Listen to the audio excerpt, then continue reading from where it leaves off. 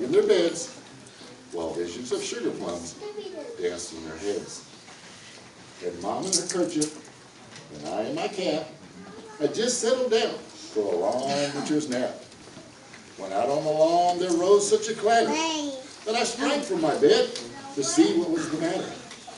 Away to the window, I flew like a flash, tore open the shutters, and threw up the sash.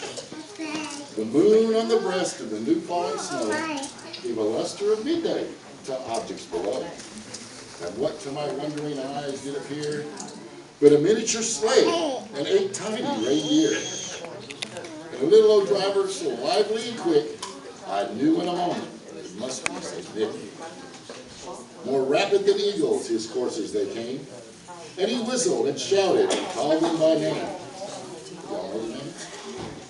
Now Dasher, now Dancer, now Prancer and Vixen, on Comet, on Cupid, on Donner and Blitzen. Good job. To the top of the porch and to the top of the wall. Now dash away, dash away, dash away all.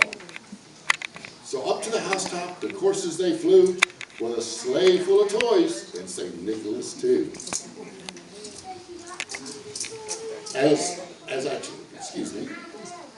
And then in a twinkle I heard on the roof the prancing and pawing of each little hoof.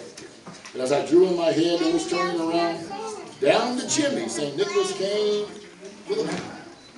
He was dressed all in fur from his head to his foot, and his clothes were all tarnished with ashes and soot. A bundle of toys he had flung on his back, and he looked like a peddler who was opening his pack. His eyes, how they twinkled. His dimples, how merry. His cheeks were like roses, and his nose like a cherry. His droll little mouth was drawn up like a bow, and the beard on his chin was as white as the snow. He had a broad face and a round little belly that shook when he laughed like a bowl full of jelly. He was chubby and plump, a right jolly old elf, and I laughed when I saw him in spite of myself. A wink of his eye and a twist of his head soon gave me to know I had nothing to dread. Nothing to dread. He spoke not a word and went straight to his work, and filled all his stockings and turned with a jerk. And laying a finger aside of his nose, giving a nod, up the chimney he rose. He sprang to his sleigh and to his team gave a whistle, and away they all flew like the down of a thistle. But I heard him exclaim as he drove out of sight, "Merry Christmas to all, and to all, good night." Did y'all like that story? That's the story.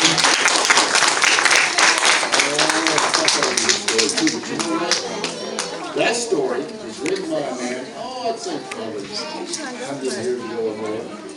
But I want to tell you all a story about a man thousands of years ago, and about a home. Go ahead and pass some candles and things out, but we're not going to light them until we get ready to sing the song. Wanting to remind us that we should always be ready and prepared for when Jesus comes. So I'm going to read you the story. Okay? It's called The Night Before Jesus Came. It was the night before Jesus came, and all through the house, not a creature was praying, not one in the house.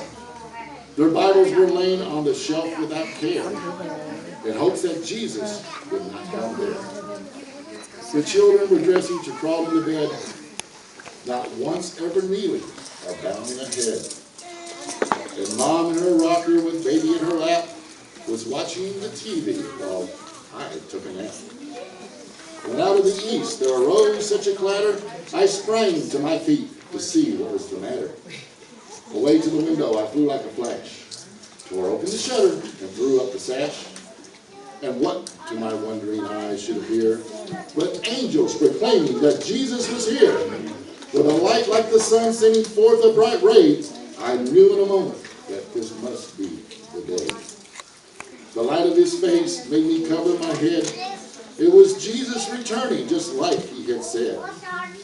And though I possessed only wisdom and wealth, I cried when I saw him in spite of myself. In the book of life, which laid in his hand was written the name of every saved man. He spoke not a word as he searched for my name, and when he said it's not here, I hung my head in shame. The peoples whose name had been written with love, he gathered to take to the Father above. With those who were ready, he arose without a sound, while all the rest were left standing around. I fell to my knees, but it was too late. I had waited too long and thus sealed my fate. I stood and I cried as they rose out of sight. Oh, if only I'd been ready tonight. In the words of this poem, the meaning is clear.